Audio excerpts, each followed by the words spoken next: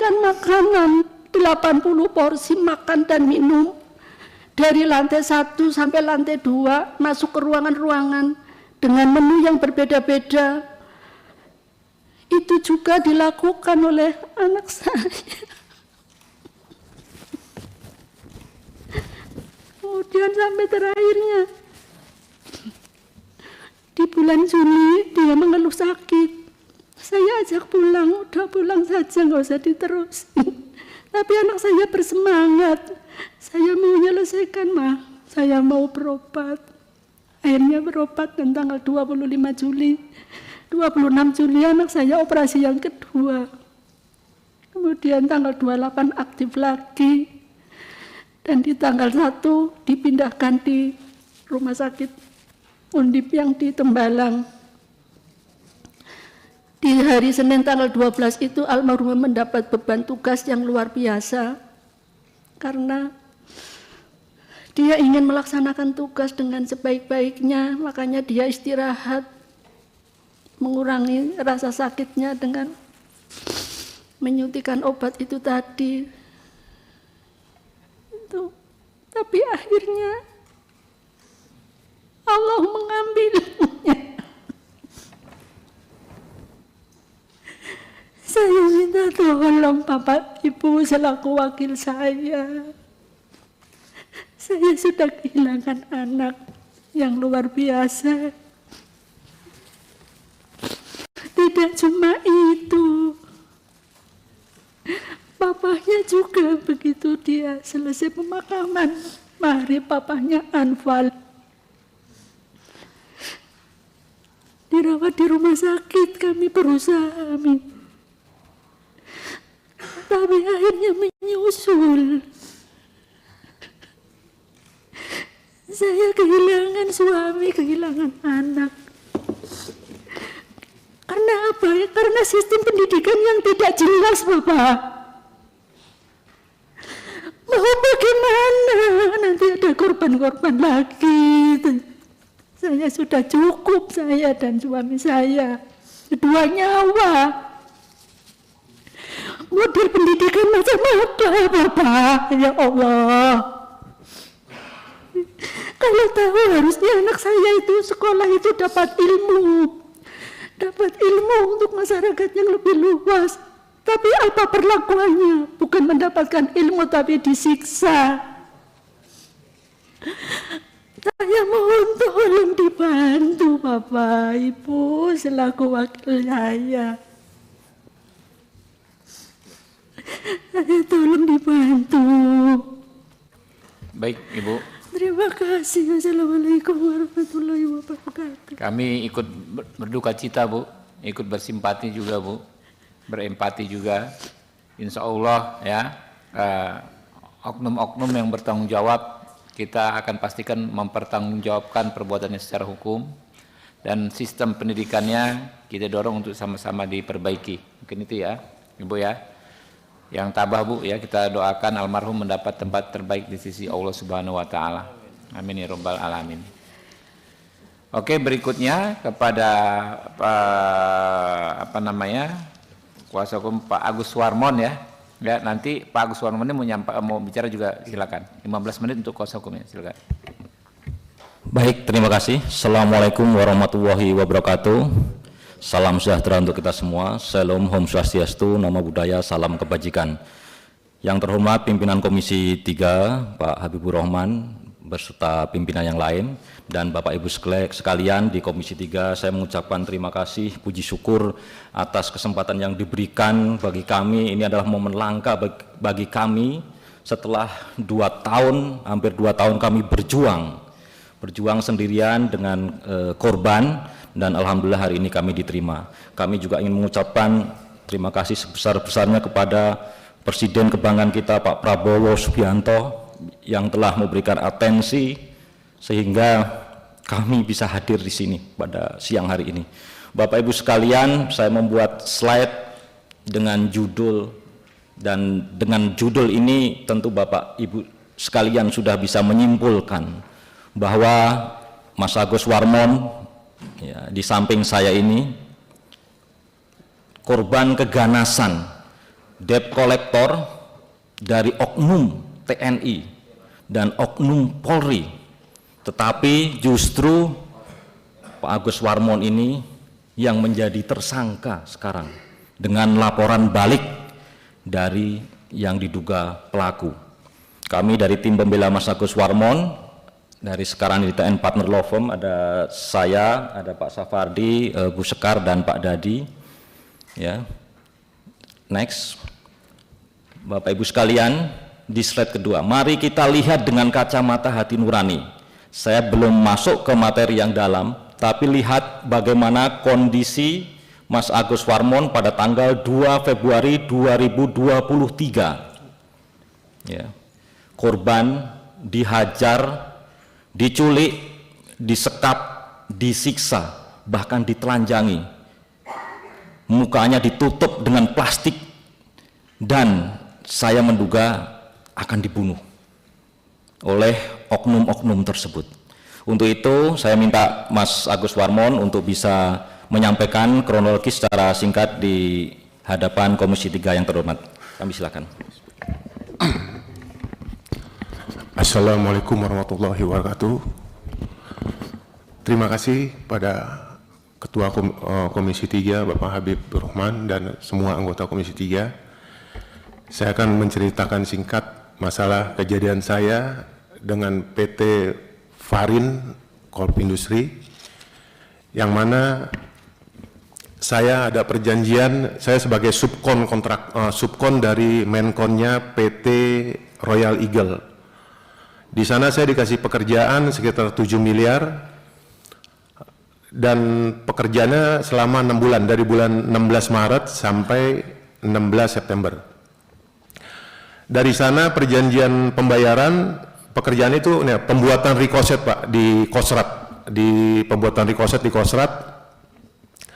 Nah, pekerjaannya itu pembayaran untuk ke PT saya, PT Jendela KW ini per termin, DP, termin 1, termin 2. Nah, berjalannya waktu, saya udah mulai kontrak, karena saya kurang modal, maka saya pinjam uang dari PT Farin Corp Industri ini, sekitar 3,5 miliar, dan dipotong ada diskonto, yang mana saya awalnya juga nggak tahu, karena perjanjian dari mereka semua Pak. Jadi saya terima uang itu 3150 yang ditandatangani oleh para komisaris dan direktur PT Farin tersebut. Nah, pas berjalannya waktu, saya bekerja.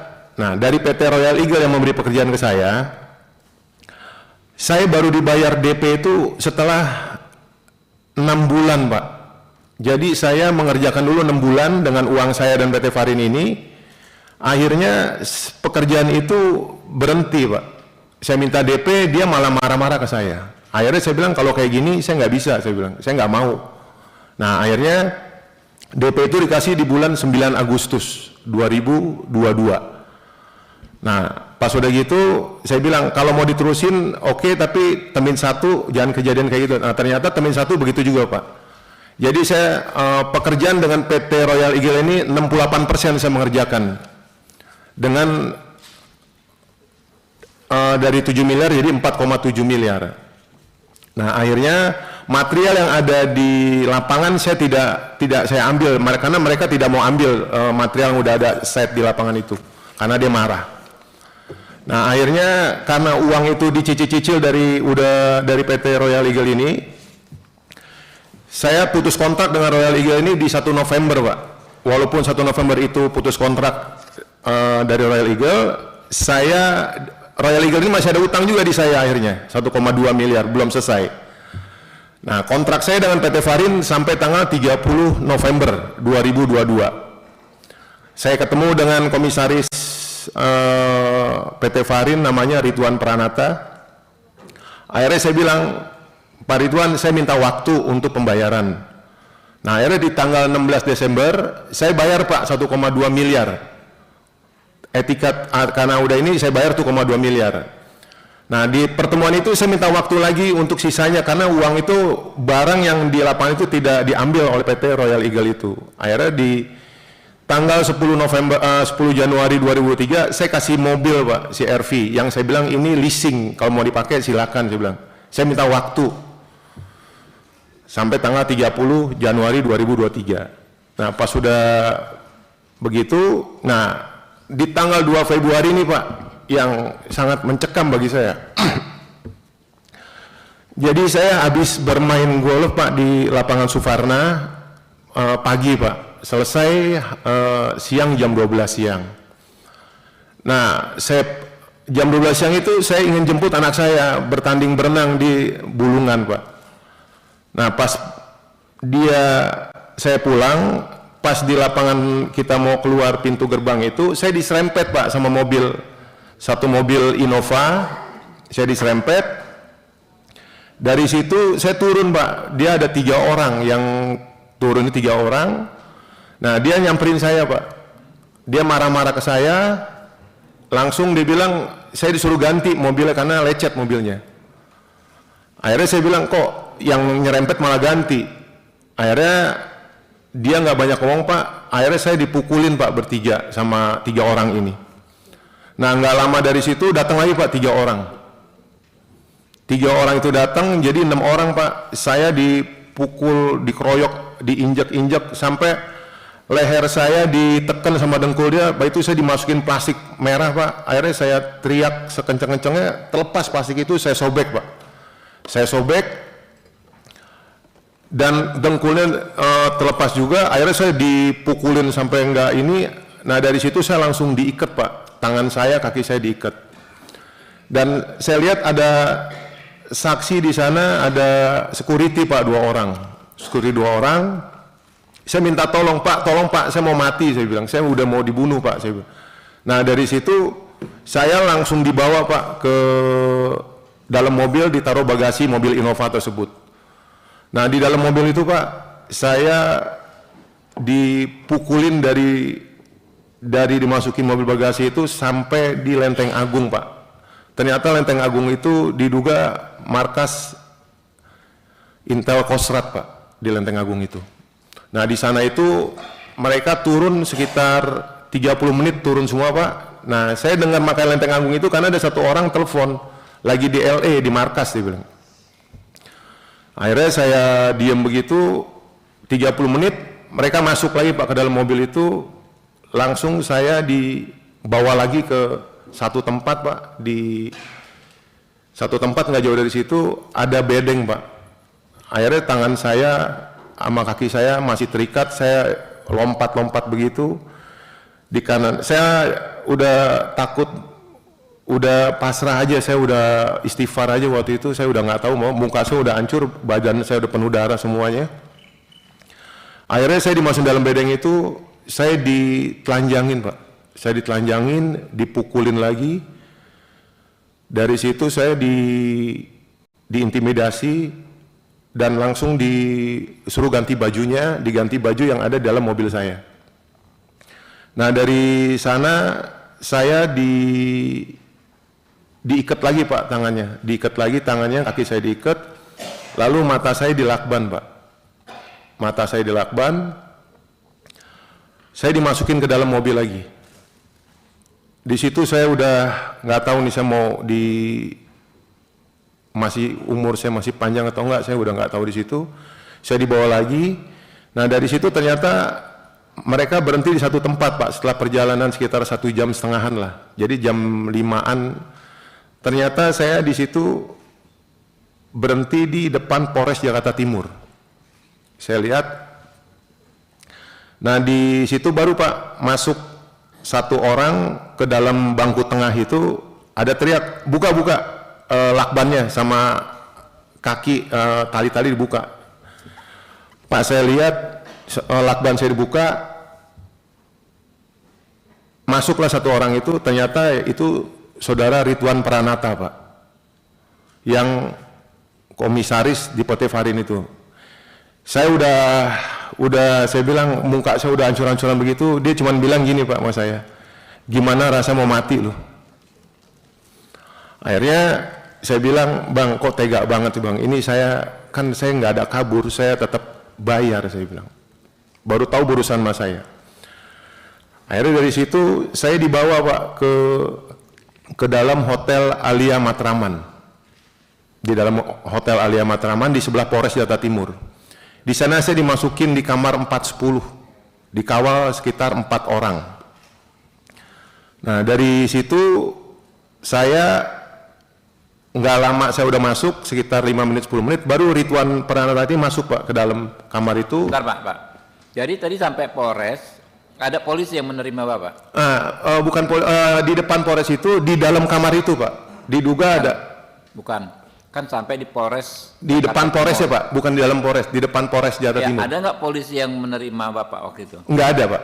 Itu di dalam mobil berarti? Di dalam mobil Pak, saya masih di dalam mobil. Nggak masuk ke dalam Polres? Nggak masuk dalam Polres. Nggak masuk dalam Polres, saya di depan Polres itu Pak. Kan Bapak kan tadi kan diikat segala macam, ya kan, terakhir masuk ke situ. Udah baju udah bersih, udah nggak berdarah? Udah, iya, baju darahnya udah diambil sama mereka. Oh, diikat Bapak waktu itu? Di Depan Polres itu dalam keadaan masih diikat, masih diikat Pak. Ada nggak apa namanya petugas dari Polres yang Nggak ada, Pak. curiga, mendekat, melihat? Nggak ada Pak. Tanya, Nggak ada Pak. Saya kan tahu daerah situ, Iya, nggak ada Pak. Dapil Jadi saya saya di dalam mobil Pak Ketua. di pinggir jalan. Pinggir jalan persis. Jadi nggak ada yang datang nyamperin, nggak ada juga. Nggak ada yang nyamperin. Oke, Nah, lanjut. pas udah saya masuk ke dalam kamar 410, baru Pak saudara Ridwan Pranata ini bilang, nanti ada kanit yang nganterin pulang, dia bilang. Kanit Polres Timur. Nah, akhirnya saya bilang, oh iya Bang, saya bilang. Nah, nggak lama baru Pak, yang diduga kanit Polres Jakarta Timur ini masuk Pak. Karena yang ngomong kanit ini saudara Ridwan Pranata langsung. Nah, saya disuruh bikin pernyataan Pak, bahwa saya nipu gelap segala macam, saya nipu gelap, saya kabur dari pekerjaan. Saya tulis aja Pak, karena saya udah ketakutan. Di sana ada sekitar 6-7 orang Pak. Bentar Pak, biar langsung nggak ini. Jadi yang disebut kanit itu Bapak tahu dia polisi gitu? Dari saudara Ridwan Pranata itu Pak. Orangnya? Tapi ciri-ciri saya tahu. Seperti apa? Tinggi, klimis, besar. Karena saya kenal semua di situ. Iya Pak. Lalu, Tinggi, klimis, menunjukkan besar. identitas atau? Sebelumnya saya belum tahu itu namanya Pak. Nggak menunjukkan surat tugas? Oh tidak. Tidak, oke. Tidak Pak, tidak menunjukkan surat tugas. Nah, jadi setelah jam 11 malaman saya langsung disuruh bikin surat pernyataan dan saya diintimidasi terus sama mereka semua. Disuruh bikin surat pernyataan bahwa saya menipu gelap segala macam, bawa kabur uang, tidak membayar dako segala macam, disuruh bikin pernyataan, saya tulis Pak semuanya. Nah, dari situ saya ditinggal dengan saudara Ridwan Pranata ini, tinggal berdua Pak. Saya bilang, Pak, saya minta pulang karena kalau ini gimana saya mau bayar utang. Ini kan ada surat tanah dan surat tanah saya dan surat rumah saya mau jual buat bayar utang. Akhirnya saya nego begitu, akhirnya jam 1 malam saya diantar Pak ke rumah saya, dikawal oleh 2 orang tersebut Pak. Dan 2 orang itu sampai ngantar ke rumah saya, ketangkap CCTV Pak, CCTV rumah saya. Nah, orang itu Pak yang ngantar saya itu Pak, di videonya itu, nah orang yang baju hijau itu yang mukul saya luar biasa. Mukul saya udah kayak binatang saya dibuat sama dia. Nah, dari situ baru saya ditinggal, dia foto-foto rumah saya.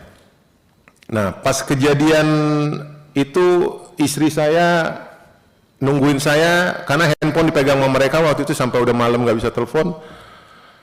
Baru melihat istri saya, muka saya hancur Pak. Saya traumanya itu sampai hari ini Pak. Saya kalau ketemu itu, saya waktu itu diantar sama polisi juga Pak. Pas udah 3 hari kemudian saya disuruh lapor ke Polda Metro Jaya. Itu polisi teman saya juga yang antar ke sana. Dan saya membuat laporan ke Resmob waktu itu Pak. Ke Resmob diterima. Nah, dari situ baru saya membuat laporan lagi di Polres Timur untuk pasal penyekapan. Dan habis dipukul itu Pak, 1 minggu kemudian saya ditelepon oleh saudara Ridwan, saya masih datang Pak. Selama 2 bulanan, 1 bulan setengah saya masih datang Pak. Pas sudah 1 bulan setengah itu baru saya udah nggak ada ketemu lagi oleh saudara Ridwan Pranata ini. Barangkali untuk ceritanya seperti itu Jadi Pak. Pak Ridwan, siapa namanya? Ridwan Pranata. Pranata ini pengusaha. Pengusaha Pak. Oke, ada gambar fotonya segala macam, ada. Ada.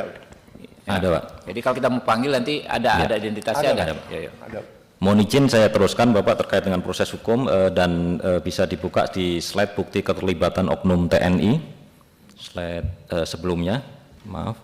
Jadi Bapak Ibu sekalian, pada bulan Agustus 2023 saya dipanggil oleh Pangkostrat saat itu Bapak Maruli dengan undangan mediasi antara Mas Agus Warmon dan juga Ridwan Pranata di situ.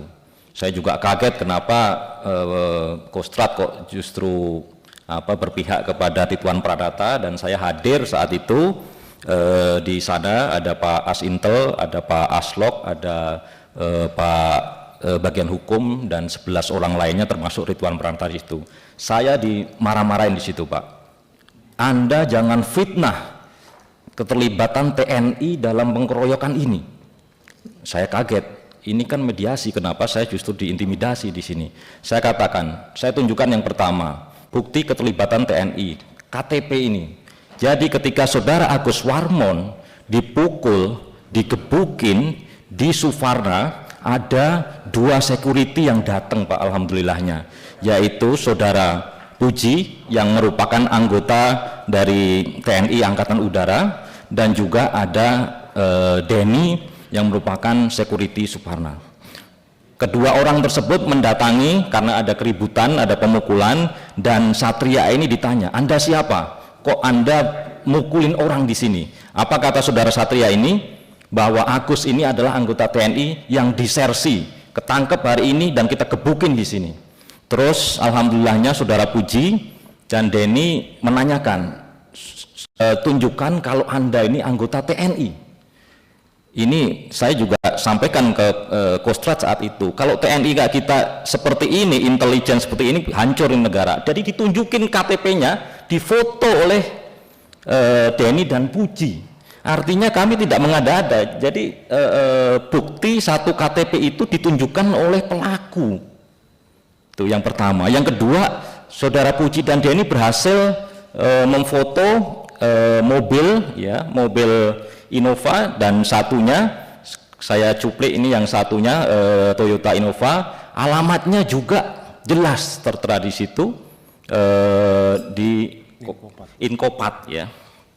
Dan Satria juga jelas di situ bahwa asrama dan Intel Kostrat dengan pekerjaan TNI. Ini yang pertama. Yang kedua, kami juga menemukan CCTV ketika Mas Agus Warmon dipulangkan pada dini hari, dan salah satunya memakai kaos seperti kaos TNI itu, dan plastik yang dibungkus itu adalah baju Mas Agus yang berlumuran darah, tapi tidak diberikan, dibuang oleh mereka. Kemudian ada mobil di samping yang plat nomor TNI, itu adalah mobil yang digunakan oleh Ridwan Pranata ketika membawa Mas Agus Warmon ke depan Polres Jakarta Timur. Dan kita sudah cek, ternyata mobil ini milik seorang jenderal, ya, yang kemungkinan dipinjam plat nomornya oleh saudara Ridwan Pranata. Selanjutnya Mas Agus juga ada visum di sebelah kanan. Next, yang kedua, bukti yang kedua adalah Serda Fajar Irjayanto memesan kamar hotel untuk menyekap Mas Agus Warmon, ya, ini ada Fajar Irjayanto, dan sudah memberikan keterangan di Pomdam dan juga Komnas HAM bahwa Fajar Irjayanto ini diperintah oleh saudara Ridwan Pranata. Ini bukti-bukti keterlibatan TNI. Kemudian Bapak Ibu sekalian, kami sudah melakukan proses hukum. Yang pertama adalah kami melaporkan saudara Ridwan Pranata ke Resmob dengan pasal 170, ya. Tapi Bapak Ibu sekalian sudah naik ke penyidikan pada bulan September 2023, tapi sampai sekarang, ya, proses itu terhenti. Dengan alasan apa? Dengan alasan saksi dari TNI, ya, Serda Fajar dan Kapten Satria ini tidak bisa dipanggil. Kapolda sudah bersurat 2 kali ke Panglima dan Pangkostrat, dan juga di Reskrimum sudah bersurat 2 kali ke Danpomdam, tapi mereka tidak mau hadir. Kemudian saya menyampaikan WA ke Pak Pangkostrat pengganti Pak Maruli, Pak Saleh saat itu. Saya komplain kepada beliau kenapa tidak bisa dihadirkan dua saksi ini ke Resmob, ke polisi. Terus saya dilempar ke Asintel, kata Asintel jangan mereka yang dihadirkan ke polisi, tapi polisi silahkan bersurat dan diperiksa di Pomdam. Saya sampaikan kepada Resmob, dan Resmob tadi bersurat yang ketiga dan keempat lewat Direskrimum ke Pomdam, tapi tidak diberikan juga. Akhirnya saya datang ke Danpomdam, saya datang 5 kali, berhasil ketemu dengan Pak Danpomdam sekali. Kata Pak Danpomdam apa? Bahwa belum mendapatkan izin dari Kostrad. Jadi kami seperti dipingpong aja. Pertanyaan kami, sekuat apakah saudara Ridwan Pranata ini bisa men-set semuanya dengan kemampuan mungkin uang dan lain sebagainya. Ini saya membuat perbandingan laporan kami dengan akhirnya yang diduga pelaku juga melaporkan balik kami dengan pasal 372 378 berdasarkan apa Bapak Ibu sekalian? Berdasarkan surat pernyataan Mas Agus yang diancam di kamar hotel tersebut. Jadi yang di Resmob ini 170 karena kami masih beranggapan pasal 170 ini sangat kurang, akhirnya kita laporkan kembali di pasal 333-nya, dan sama Polda dilimpahkan ke Polres Jakarta Timur. Yang menjadi kita melihat ada konflik of interest karena dilimpahkan dan ditangani diduga oleh Kanit yang sekarang menjadi Wakasat Reskrim Polres Jakarta Timur, Bapak Tuan Napitupulu, ditangani di beliau.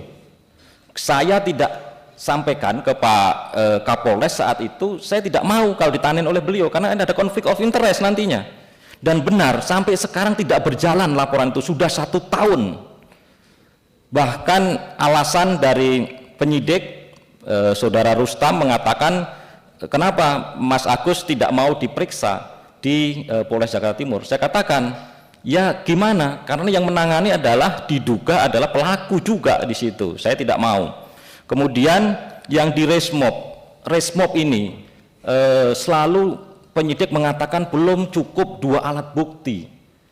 Ya, karena kehadiran saksi dari Kapten Satria maupun Fajar Irjayanto ini, Serda, ini belum datang. Saya bilang, saya sudah tanya ke 2 hakim, saya tanya ke jaksa, saya tanya ke ahli, Pak Profesor Basuki dari UNAS, juga Dr. Soma dari UNPAD. Ini sudah masuk unsur.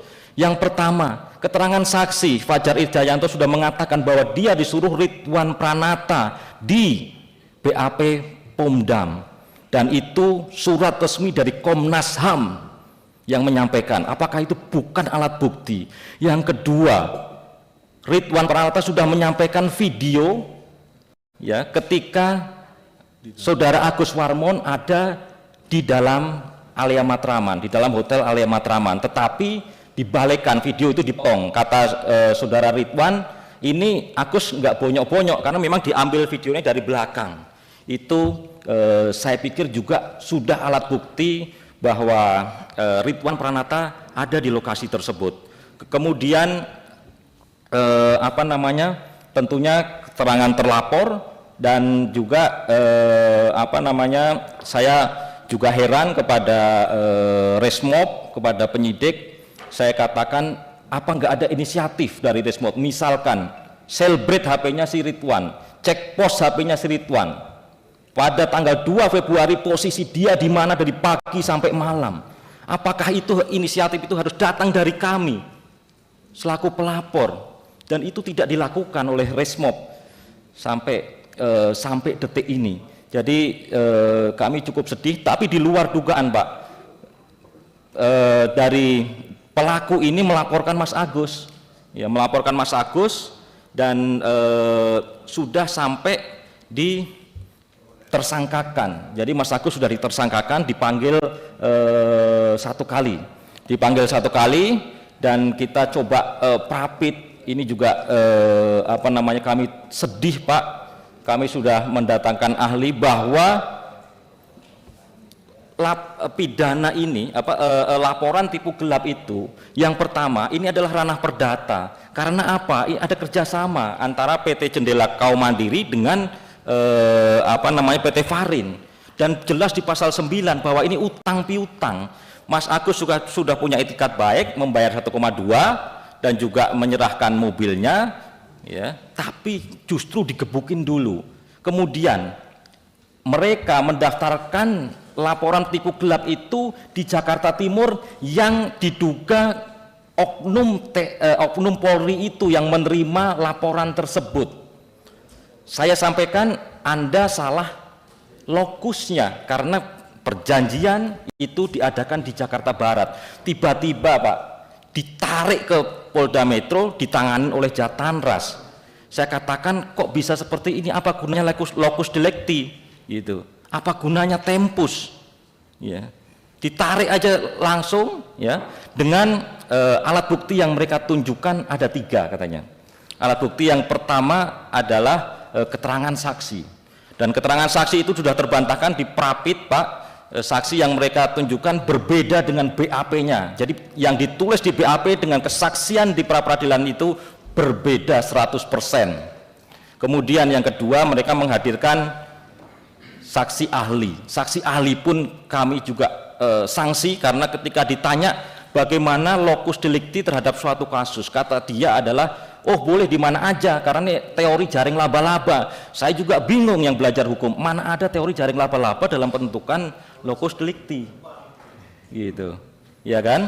Kemudian Bapak Ibu sekalian, yang ketiga, bahwa memang ketika penandatanganan surat kerjasama antara PT Jendela dengan PT Farin dari Dirut yang saudari Novarinda di belakang ini memberikan kuasa kepada Mas Agus, dan Mas Agus menandatangani kuasa tersebut.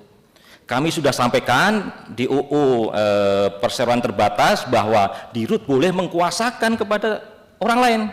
Itu sudah kita sampaikan ke hakim, tapi dengan sengaja dan sadar hakim menafikan itu semua. Kami tidak tahu, akhirnya kami juga kalah.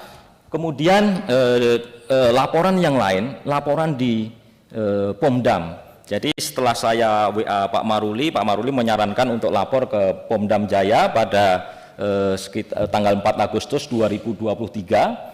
Kami sudah laporkan pasal 3 pasal 170, 328 dan 333 terhadap Serda Fajar Irjayanto dan Kapten Satria Yuda L. Hakim. Ketika kami viralkan Pak di TV One, kemudian di Bang Uya Kuya, ini berjalan cepat, ya, berjalan cepat pemeriksaan. Tetapi setelah itu hilang lagi, ya, hilang lagi, apa namanya, tidak berjalan.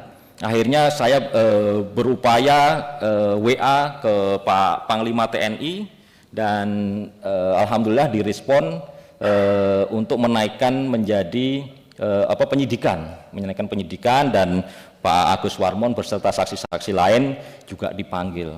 Tetapi setelah itu berjalan cepat hilang lagi Pak. Ya, saya datang ke Pak Danpomdam, saya bersurat sampai sejauh mana ini penyidikan terhadap kasus ini, tidak dijawab oleh Danpomdam Jaya. Dengan selalu jawabannya masih menunggu arahan dari Pangkostrat. Kemudian iseng-iseng bulan lalu kami datang ke Otmil, ya, datang ke Otmil, kami melihat BAP dan memang sudah tersangka, tetapi dari Otmil mengatakan masih menunggu dari Kostrat juga. Jadi saya sedih, 1 tahun 10 bulan ini tidak berjalan sama sekali. Jadi harapan kami yang terakhir kepada Komisi 3, yang pertama kami mengharapkan bahwa oknum TNI yang terlibat, Kapten Satria Fajar dan Serda Fajar Irjayanto, dan sebenarnya masih banyak pelaku lain, segera untuk memenuhi panggilan dari Resmob ya untuk memberikan kesaksian terkait dengan keterlibatan Ridwan Pranata. Karena apa? Kasus yang Mas Agus ini sudah ditersangka, mereka ingin barter, Pak. Begitu mereka mendengar kami akan RDP, Mas Agus ini langsung dipanggil hari Rabu kemarin. Mungkin mereka tidak tahu kalau RDP-nya hari ini. Dengan tujuan apa? Biar ditangkap dulu. Biar Mas Agus ditangkap, di dalam, diinterogasi, tolong kamu cabut laporannya kepada saudara Ridwan, tolong kamu cabut laporannya ke... Dipanggil kapan, Pak? Hari Rabu besok. Besok? Ya. Oke. Ya, saya mohon dukungan kepada Komisi 3 dan tentunya Komisi 1. Kemudian selanjutnya harapan kami ya yang mendorong tadi yang di Pomdam Jaya juga agar segera disidangkan di peradilan militer ya. Kemudian yang ketiga adalah yang laporan kami di Polres Jakarta Timur juga sama untuk bisa ditarik di Polda dan segera itu diproses. Dan selanjutnya Pak Habib, kami juga sudah melaporkan sebenarnya oknum polisi tersebut.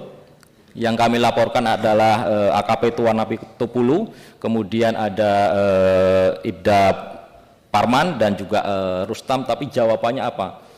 Jawabannya sama, mereka tidak ada saksi yang menunjukkan bahwa Pak Tua itu ada di situ. Saya juga sekarang gini aja saya sampaikan, konfrontir aja antara Pak Tua dengan saudara Agus. Konfrontir hadap-hadapan, apakah Agus mengenal 100% bahwa yang ada di penyekapan itu adalah saudara Tua Natulu. Tapi itu tidak dilakukan sama sekali oleh kepolisian. Dan juga kami berharap untuk mendorong di Badan Pengawas Mahkamah Agung dan Komisi Yudisial terkait dengan hakim yang menangani prapit yang menafikan dengan sengaja menafikan alat-alat bukti yang kami sodorkan dan justru menunjukkan alat bukti yang tidak ada kualitas maupun kuantitas. Dan terakhir kami memohon pendampingan tim Komisi 3 ya bersama-sama untuk mendampingi kasus ini. Kalau bisa Bapak bisa memberikan rekomendasi atau atensi bahwa kasus ini ditarik untuk gelar khusus di Mabes Polri sehingga bisa terbuka secara gamblang. Mungkin itu, terima kasih. Nanti kita lanjutkan diskusi. Ya, terima kasih Pak Agus Warmon. Berikut kuasa hukumnya.